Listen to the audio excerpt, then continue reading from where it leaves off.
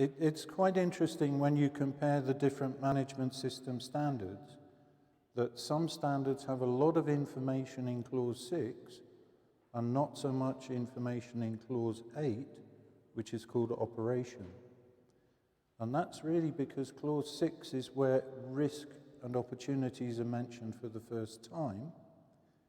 And so what we find is that the topics like health and safety, or like environmental management, or IT security management, where the focus is really about risk, they put a lot of information in Clause 6. Whereas when you look at the standard for quality, it puts a lot more information in Clause 8 about operation and controlling operational issues. So that's an explanation, very briefly, of why you see so much information in Clause 6 for 45,001. Okay. So no one has any other questions on Clause 6, so we may as well move to Clause 7. And Clause 7 is about resources, competence, awareness, communication, and something called documented information. People said, why did you call this clause support? Well, with that mixture of things within the clause, it was a bit difficult to come up with a name. Some people said it should be called resources, but otherwise we said these are the things that support the system. So that's where the name came from.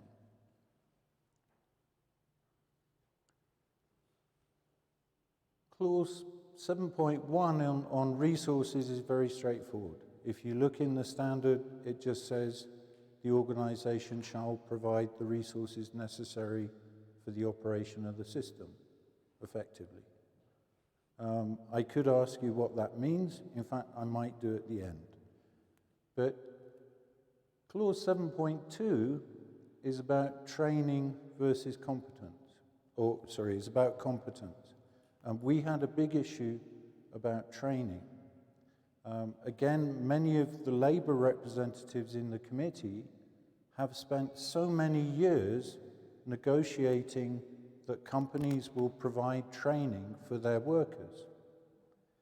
And they wanted the concept of training built into the standard. But we said for 15 years or more, we've talked about competence, because training is just one way of getting competence. I mean, you can send someone to sit in a workshop or a training course. At the end of it, are they competent? Not necessarily. So training is one aspect of achieving competence, and really from our point of view, management systems should be ensuring that people are competent, not just trained. Okay? But we didn't win the argument in every place in the standard. So there are 3 distinct references to training provision, which we had to agree to. Okay?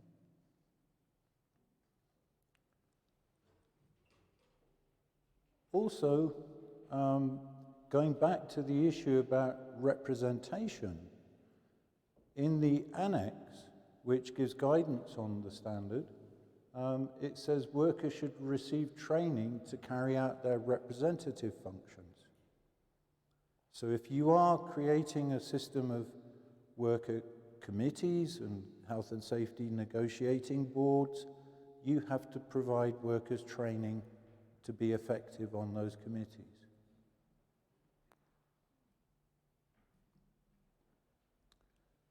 Clause 7.3 is about awareness. Now, we've talked earlier on about how do you make people aware and what do you need to do. But there is an additional clause in 7.3, this bullet F, which is the whistleblowing clause.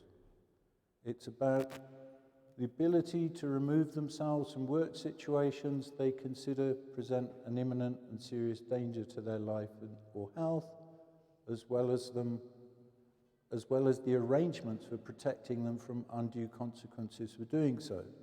Now, that's not quite the reporting on unsafe situations, but it's saying that people can remove themselves from dangerous situations.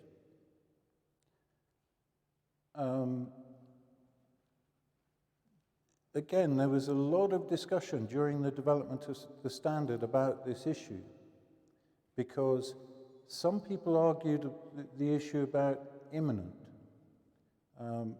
Okay, for us, we see that something's about to fall down, we're allowed to run away in the opposite direction. But what happens about work stress? It's not something that occurs immediately, it's something that builds up over time. So are there situations where you see a build-up over time where you think you should have the right to remove yourself from that situation because it's becoming dangerous? We couldn't get agreement about that. We also had lots of arguments about dangerous work, the meaning of dangerous work, because there are certain jobs, like working in the police or the fire brigade or deep sea diving or something like that, where the job is inherently dangerous. So are you saying that someone who's employed to do something dangerous has the right to remove themselves from doing something dangerous? There's a bit of illogicality in the standard on that point. But I think the intention is not unreasonable. So within the awareness clause, if you read the clause, it's about, workers should be aware of their responsibilities for doing good work and for good health and safety practices. But there is this additional clause which allows them to be safe when they consider themselves threatened.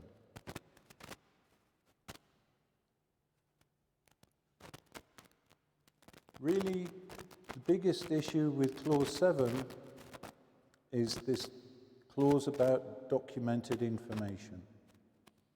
What do we mean by documented information? This is the definition that's given in the standard. Information required to be controlled and maintained by an organization and the medium on which it's contained. In the past, we used to talk a lot about documented procedures and documented records. But in today's world, I can see half a dozen of you are sat there on your phones, or you've got laptops open or tablets. You're dealing with processed information. You're not necessarily just dealing with pure data or pure records. For example, what is the output of an app? The output of an app is some kind of processed information. So when you're trying to make a decision or trying to understand what you should be doing in a management system, you need processed data that is correctly handled, processed information. So we had this concept of the standard needs to make sure that you process the information properly and you handle it properly so that people working with it do the right action or make the right decision. But we couldn't call it just information. The committee that writes the standard for information technology said the whole purpose of their standard is about controlling information. So we had to come up with this very strange word, documented information, which I can assure you is just as strange in English as it is in Spanish or any other language, but people now seem to like it. There's discussion at the moment, should it be changed to controlled information? And they're saying, no, we like documented information. So that is how the phrase was introduced. But it then caused a problem because some people said, look, there are points in the standard where what you're generating is what formerly used to be called a record, and it shouldn't be changed. And for evidence purposes, especially if an auditor's coming round, you need a record. Whereas Other parts are dealing with things like procedures, which are documentation. So how do we know what we're dealing with from the standard? We've come up with this complex solution that where we talk about maintain documented information, that's really about material that's allowed to change, such as procedures. Whereas when we talk about retain documented information, that's really about records and keeping fixed items. Okay? So we've created a strange term, and we've created two subterms to make it even more awkward in understanding what we're talking about. That's the nature of standardization.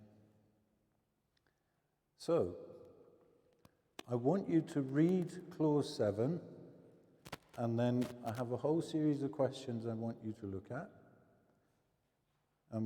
We'll do it again in groups, and we'll come back and we'll go through each of those questions. Okay? So please start by reading all of Clause 7 very quickly and see if there's any problems or points you would like clarifying, and please ask me about them. And then please have a go at these questions. Okay? So back into your groups again. Thank you.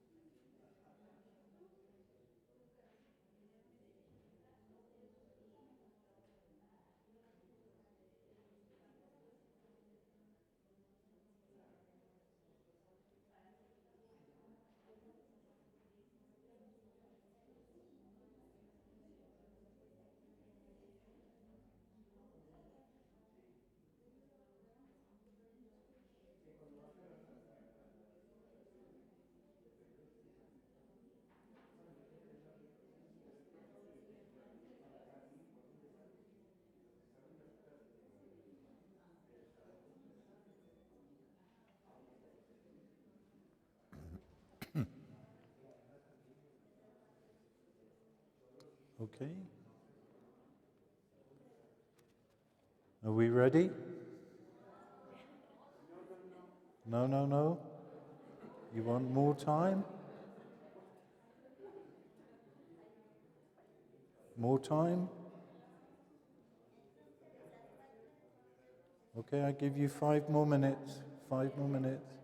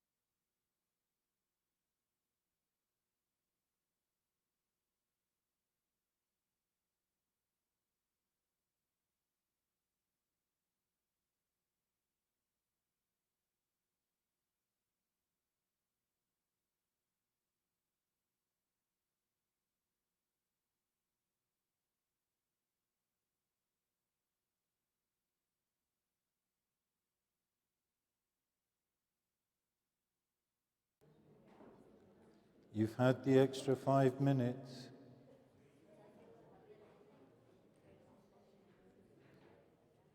So let's start with question 1. Who wants to give me some answers to question 1?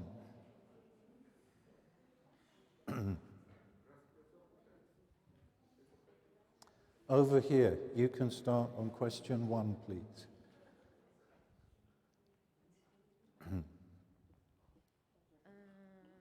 We think that this is work? No. Is it on?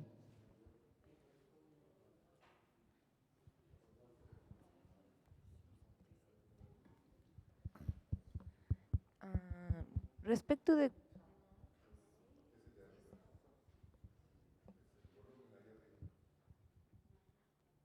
No, the microphones are not working.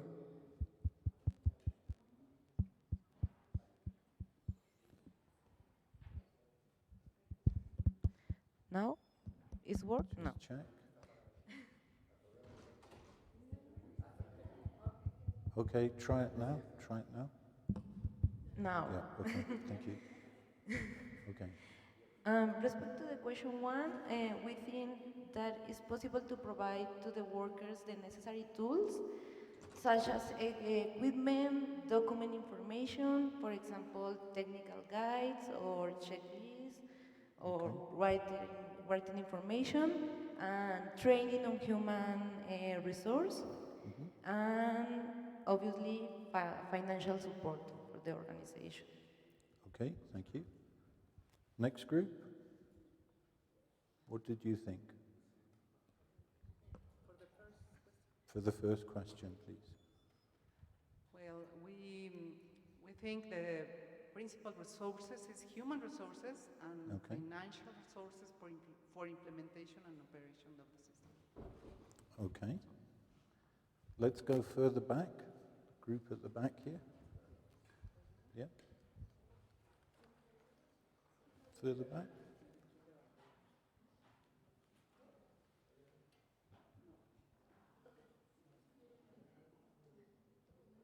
No? Question 1? Okay. For question 1, have to assign economic resources, economic, human, and also infrastructure, and to provide equipment for personal protection, mainly. Okay. All right. I think you're getting stuck because I'm hearing very similar answers from the 3 groups. If you imagine starting completely from the beginning, okay, so you come into an organization and you go, what equipment do you have? So I would expect to see some kind of lists of equipment, infrastructure, etc. Then I would expect to see some kind of condition monitoring information about that equipment. What do I mean by this? So, for example, I bet if I went around the buildings here, I would see an oil tank somewhere outside. Oil tanks are lovely, dangerous things. They contain explosive oil. They also rust over time or deteriorate. So how do I know from a health and safety point how good the equipment or the infrastructure or materials you're using are? So I need some kind of listing of condition monitoring against the equipment and infrastructure. Then you pointed out we need information about people. Where do you store that information about people? Is it in the human resource department? And with people you need information about have they been trained in life-saving techniques or safe handling of materials. You need a list of their competencies. Processes. We need information about processes. So we need some kind of process mapping information to see how the processes will interact. We definitely need information about specific hazards. We need information about the control of materials, you know, if there are specific concerns on the controls of materials.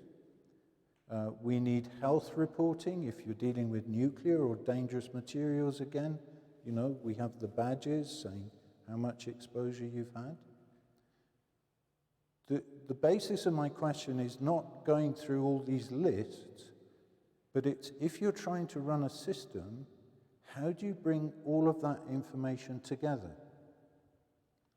So is it that you're letting the human resource department run certain aspects of it? You're letting your facilities management department tell you about infrastructure. You're letting individual laboratories tell you about the equipment they've got. So from a health and safety point of view, and trying to manage it across the whole picture, how do you bring that information together into a useful decision-making tool? Now, there is no single answer. I mean, either you can have lots of a sort of management information system that does pull it together, a single one, but that could be massive, or you have to have people who go and investigate all these different lists in all their different places. But that was the real issue about resources. I mean, yes, finance is great, safety equipment is great, we need all of that information. But it's how do you bring it together to a system to make sure that everything is monitored properly and is done safely? Okay. That was question 1. How about question 2? Who wants to answer question 2? Yes? You're going to do question 2 for me? Thank you. Okay. Okay, in the question 2, it's necessary that the people could be prepared before to assume the responsibilities. In some cases, in the case of the university, the faculties don't have a lot of people to do this job. Yeah. So the person that is the responsibility of this department must to know how to communicate the risk, how to evaluate the risk, and everything. In other organizations, maybe have a boss, and the boss has many people to work to him or to her. But in the university, it's a very different case. Mm-hmm. Okay, does anyone else have a comment about question 2? No? You're not being very brave this afternoon? Okay. The question there is really the one about the degree of competence. Because if you remember in clause 5.3, where we talk about roles and responsibilities, someone has to be responsible for reporting on the effectiveness of the system and ensuring that the system performs properly. That's very difficult to get a qualification for. I mean, you may know certain aspects of health and safety, you may know about the nuclear aspects, you may know about safe handling of dangerous materials, but have you ever actually dealt with an emergency evacuation, for example?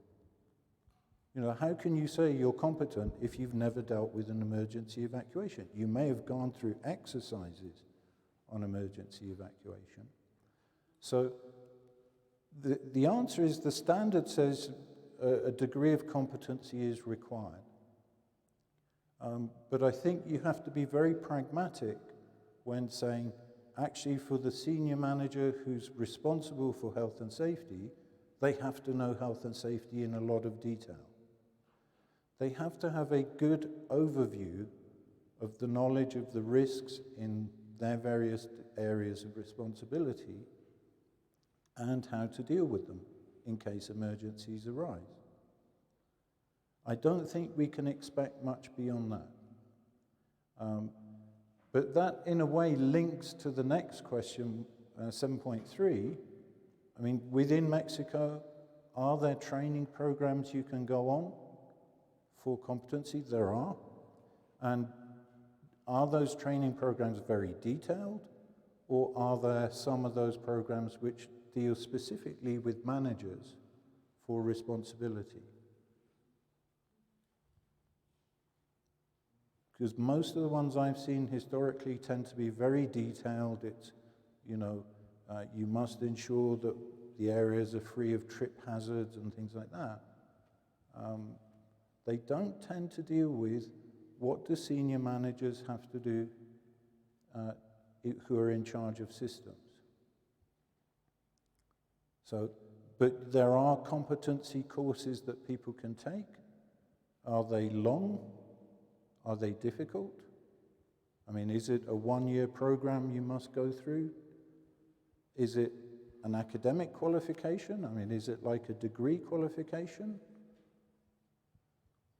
No. It's more sort of diploma type. Okay? If you have the information, please. About the emergency attendance, we have different organizations can provide the training. For example, the National Association of Chemical Industry have a field in another state that can give training to some specific area, for example, to firefighters, or to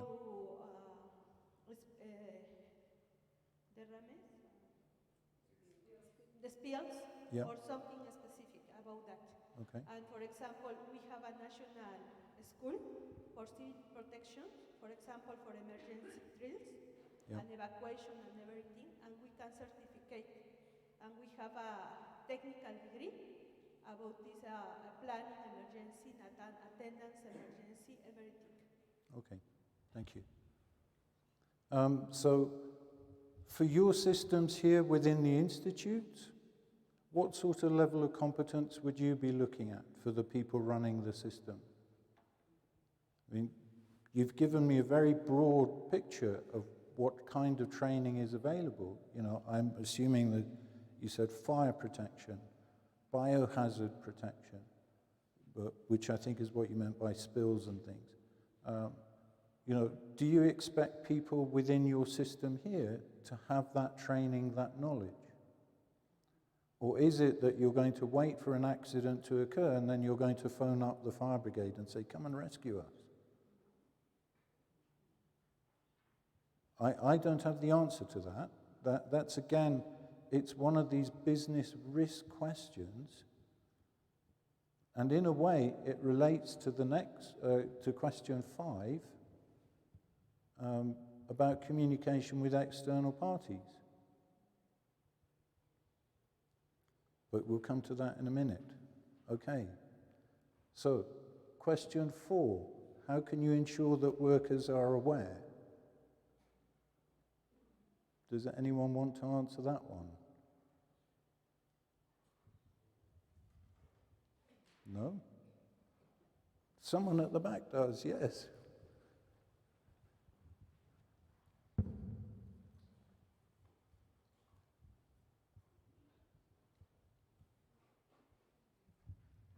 In my point of view, most probably the way that you can ensure that workers meet the 7.3 requirements for the awareness is that they are capacitated, that they take a course.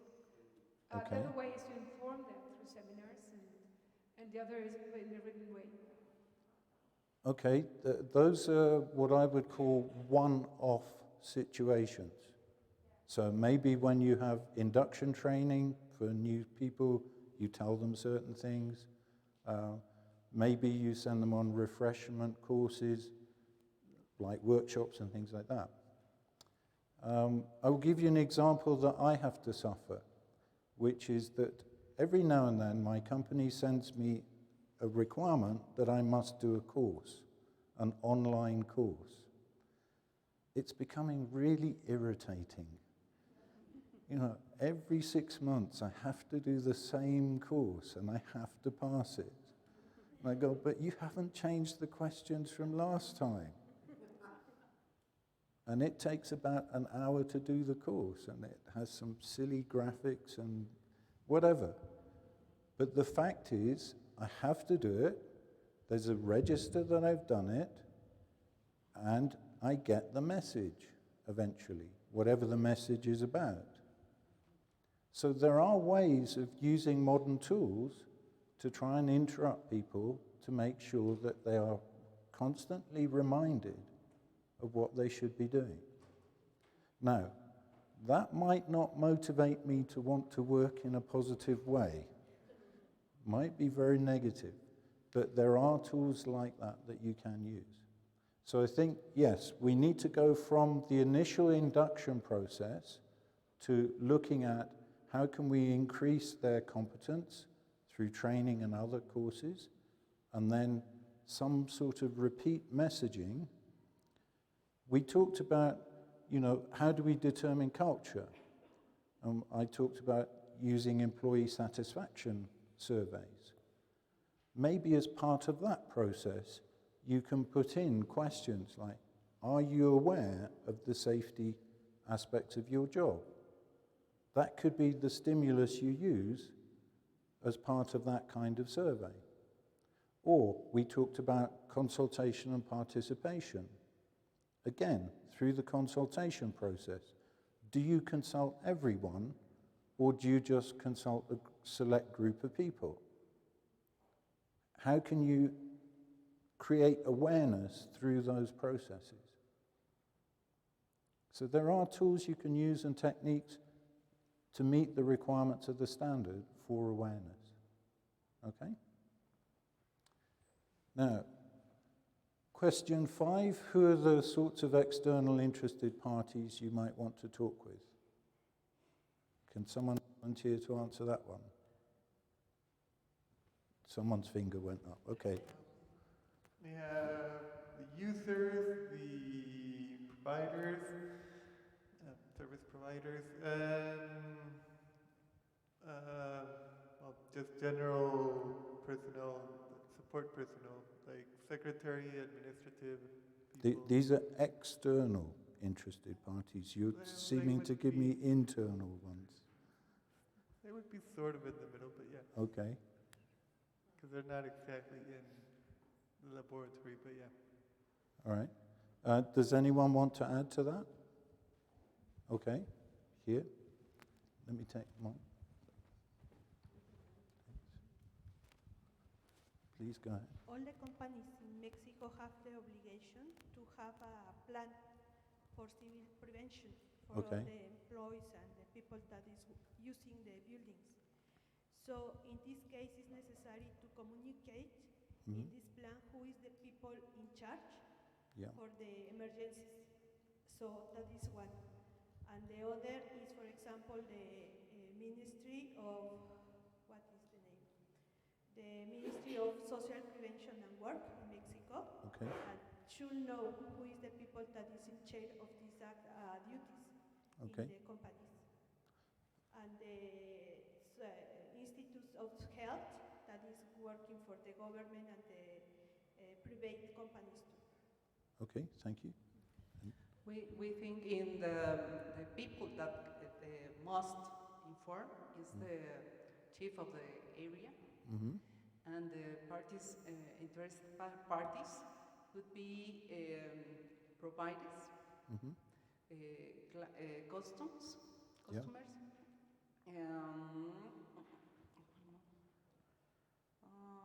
and commissions of health and safety. The chief must inform about the dangerous areas and what are the activities or not that they can do in this place. Okay, thank you. I think you picked up one critical area between two of you. I would refer to them as regulatory bodies. So you are required to have an emergency plan. You're required to tell a government ministry of that plan and who's in charge of it. Okay?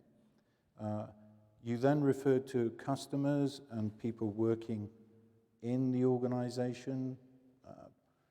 Potentially you can have contractors coming onto your site. They need to be told about what the health situation is, the hazards are. But I'm thinking more in terms of your system, and if an emergency arises, Is it possible that you may need to inform your neighbors, for example? You know, is it possible to establish shared emergency response protocols with your neighbors? One of the big problems we find with fire brigades, they go to a service of fire, they get a phone call saying the building's on fire, they can't find the building. They can't find, the building is not clearly indicated. They drive into an industrial estate, all the buildings look the same. They're going round and round. Which one's on fire? Okay, maybe they can see the smoke, but by then it's too late. So things like communication is not only about actually communicating and complying with regulation, but it's also about, do you have clear signage to make sure that people know what to do when emergencies occur?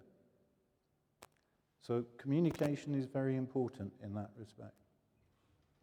And the last question, how about that one? Who wants to answer the last question? What should you do with your procedures? If you're beginning to implement 45001, what do you do with your current procedures? Well, the procedures they are maintained and made available to staff, and very important is to use the procedures. Okay, so you're not saying, because I'm now starting on the 45001 journey, I tear up all my procedures, I throw them away, and I start again. No? That's not a good system?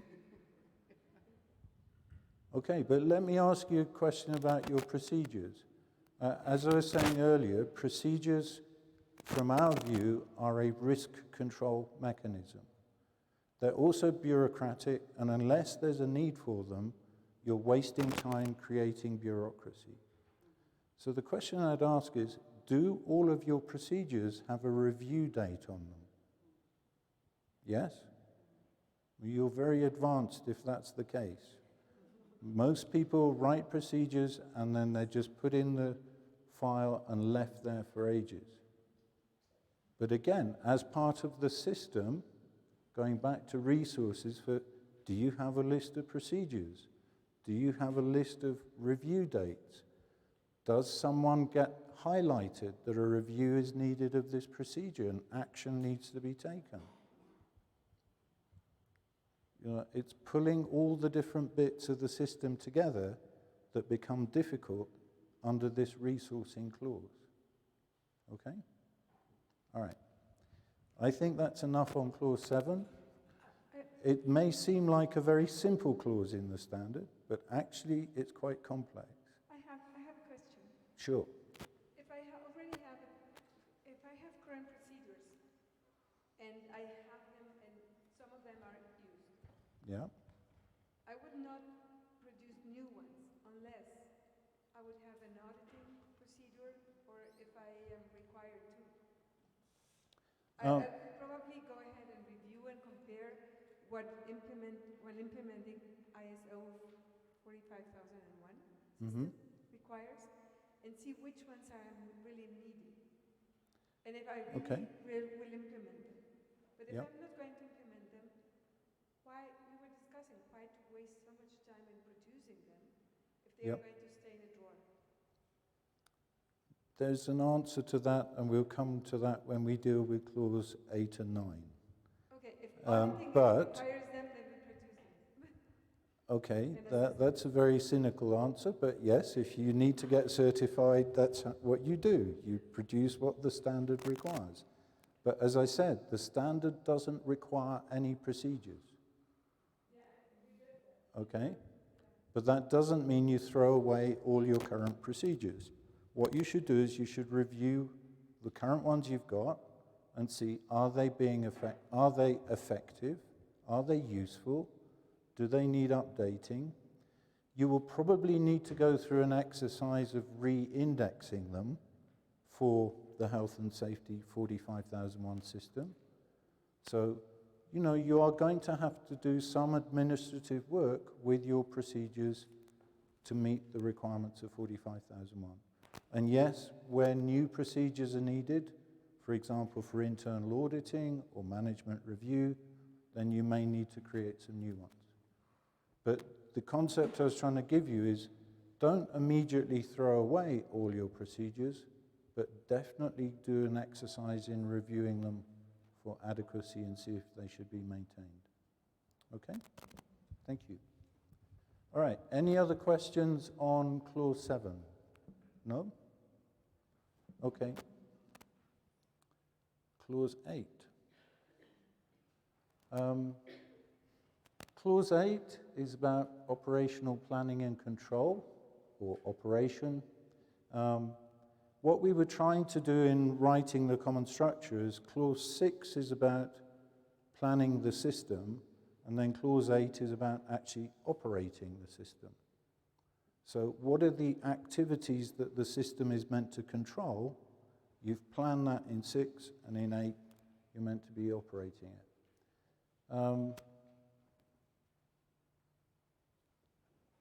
So the organization shall plan, implement, control, and maintain the processes needed for the health and safety system. Bullet A, establishing criteria for the processes. What do you think that means? Anyone hazard a guess?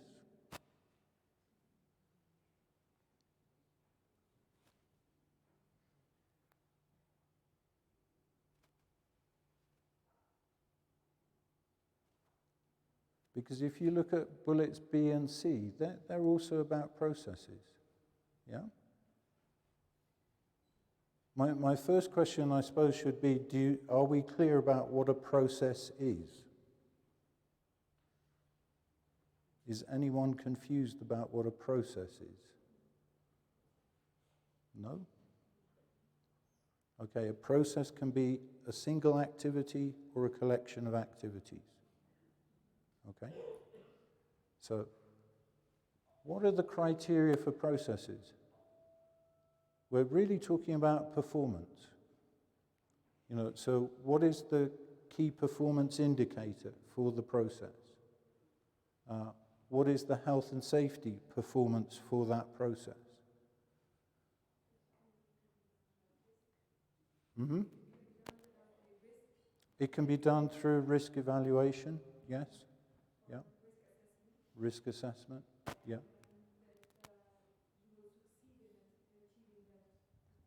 Yeah, that's the performance review on the process. But at the moment, we're at the stage of saying, what is the process? What do we expect it to do? How do we expect it to perform? And therefore, how will we measure its performance? So what are the criteria we're going to measure the performance of the process by? And once you've determined that, you can then decide what are the controls needed to make sure that you will achieve the performance criteria. And of course, you're going to have to provide some sort of documented information to support the operation of the process. The last one, adapting work to workers, is really about design of the workspace. You know, if you have short people, you need to give them high chairs. If you have tall people, you need to give them high ceilings, so they don't bump their heads. Yes, it's about environmental design. Okay? I talked earlier about the hierarchy of controls. This is when I was telling you about what we call health and safety opportunities. This is not really about the management system opportunities, this is health and safety itself. So, number one, try and eliminate the hazard, if possible. Number two, substitute with less hazardous materials or processes, operations, or equipment. Number three, use engineering controls, and by that we mean sort of safety switches or magic light beams, so if you put your hand and break the light beam, the equipment shuts off, or something like that.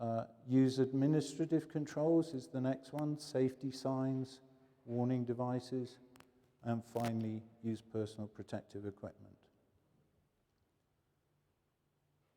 Now, again, during the writing of the standard, there was a huge argument on the issue of personal protective equipment. Many of our union people felt that the standard should specify that organizations shall provide personal protective equipment for free. Many legislative regimes require that companies provide personal protective equipment for free, but within the standard, because the definition of the word worker includes contractor, we couldn't accept that. Because sometimes you employ contractors because they have specialist personal protective equipment. Again, I used the example of asbestos removal, or we had biohazards for spills or something like that. You know, I bring in specialist contractors to clean up the mess because they have all the specialist equipment. I'm not going to provide that to the contractor. I hire them because they've got it. So because of this problem with logic, we were not able to move towards saying the standard shall require that personal protective equipment is provided by the organization. And actually, this is one of the reasons why the unions, even after the standard was published, said people should not use the standard. They disagreed it for this reason alone. It's slightly crazy. We said we could resolve the problem quite easily by removing contractors from the definition of worker, because we already have a definition of contractor. But that was not considered a satisfactory solution. So what I'm pointing at is there are still some inconsistencies in the standard that maybe in a future edition will be resolved.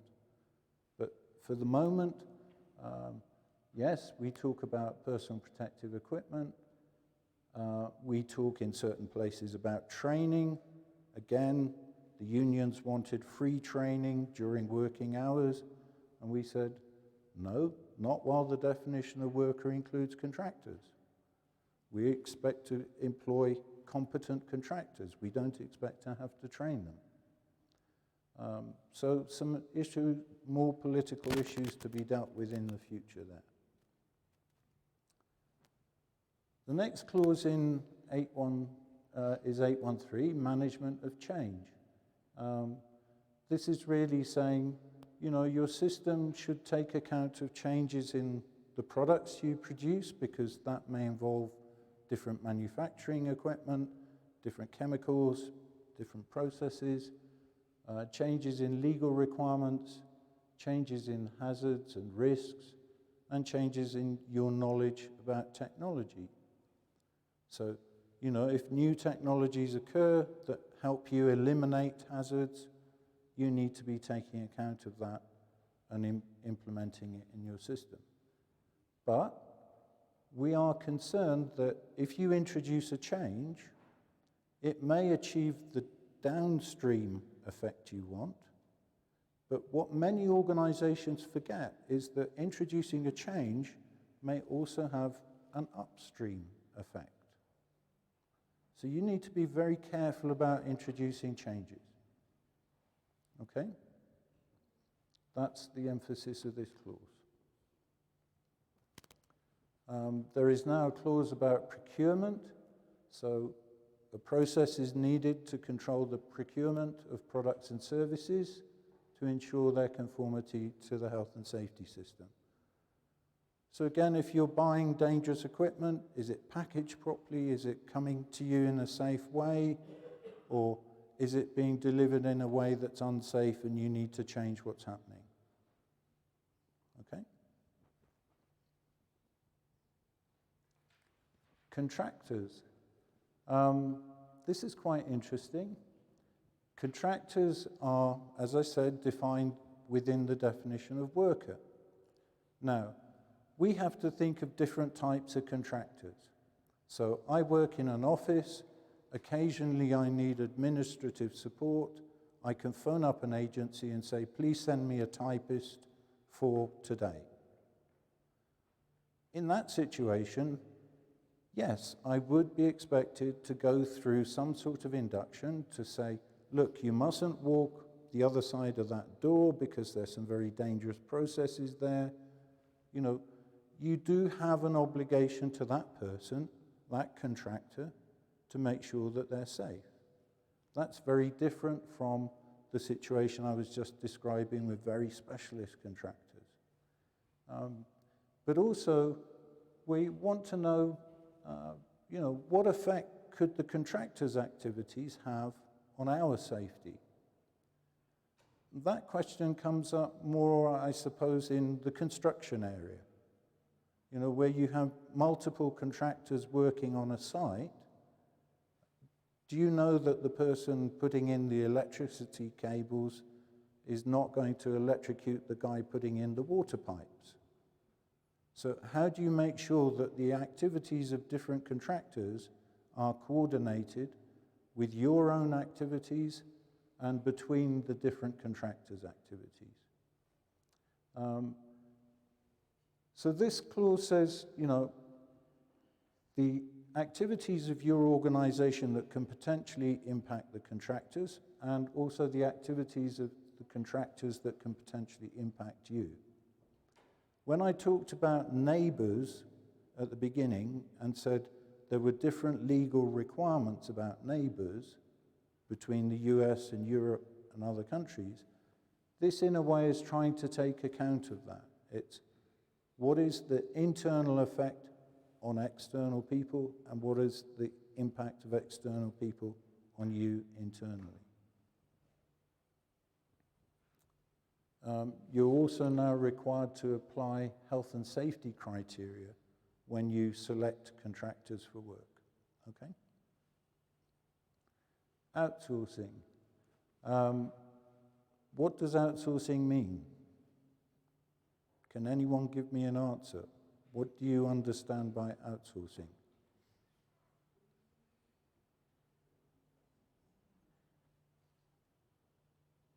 No one? What does outsourcing mean? Microphone, please.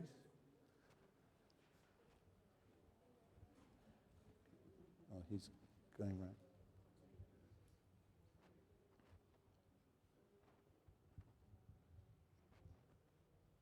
I'm not quite sure, but I think outsourcing would be, if I don't have that service, I'll buy it from somebody else to bring it into my company.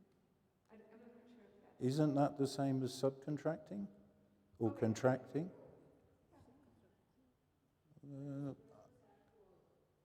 The people who we contract for outsourcing, they always work in the organization, but we're not paid for their work. They work with us, for us, all time, but they are not our employees. Okay. Anyone else?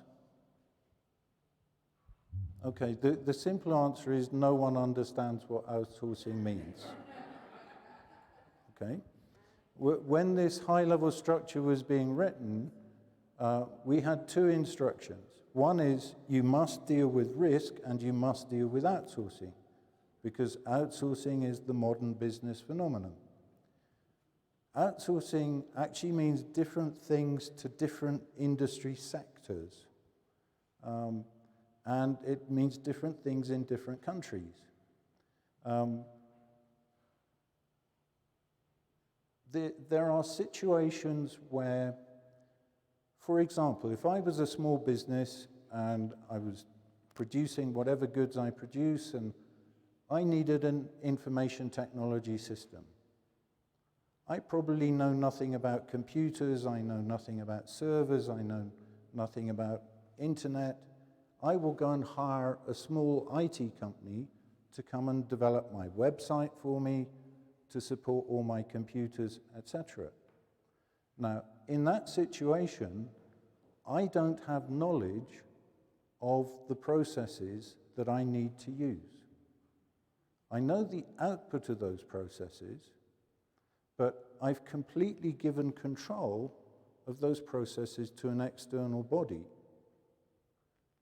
Now, can you think of health and safety situations where you might have done something like that? Something like firefighting.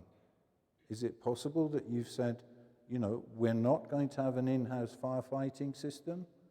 We're going to make sure that the local organization of firefighters will perform that for us. So there's one situation where you don't have knowledge of what it is you've subcontracted or outsourced. There's another situation where you do have understanding and you understand how to control it. The standard says that any outsourced process must be controlled. So how are you going to control systems that you don't have an understanding of? It's difficult.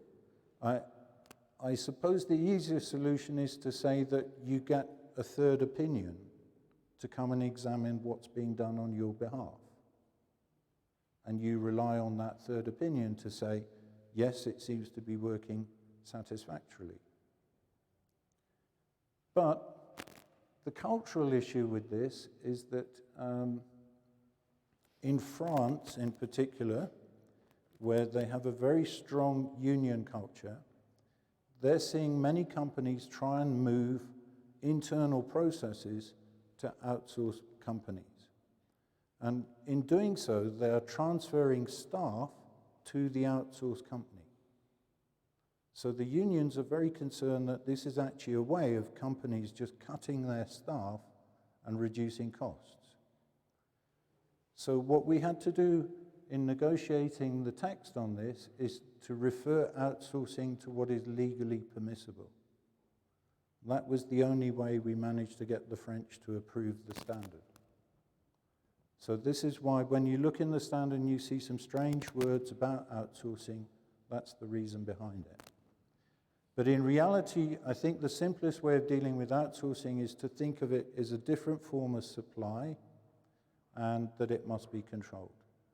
In fact, right now, discussions about revising this high-level structure are considering removing all reference to outsourcing and are talking about external supplies. But yes, this issue about do you have knowledge about what is being supplied or do you not have knowledge about it, and how do you put in control mechanisms is what is the difficult part in the standard here. Okay? Any questions about that? No?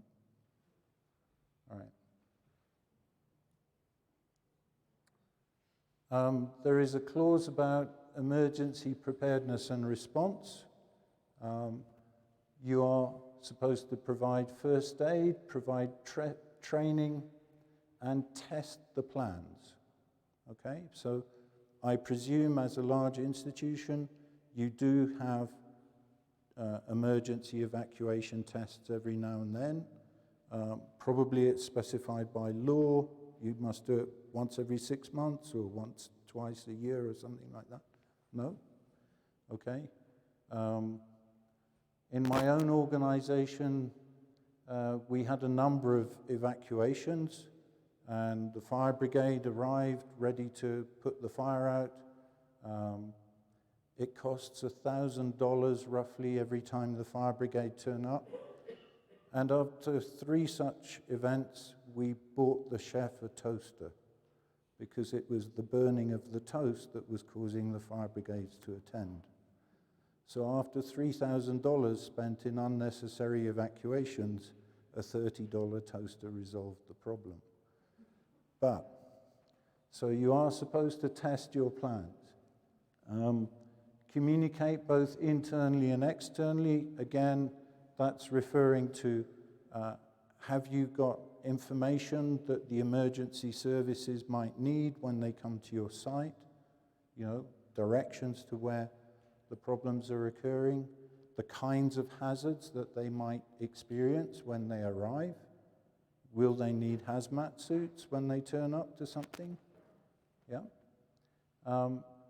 And also you need to take account of capabilities when you plan your emergency procedures.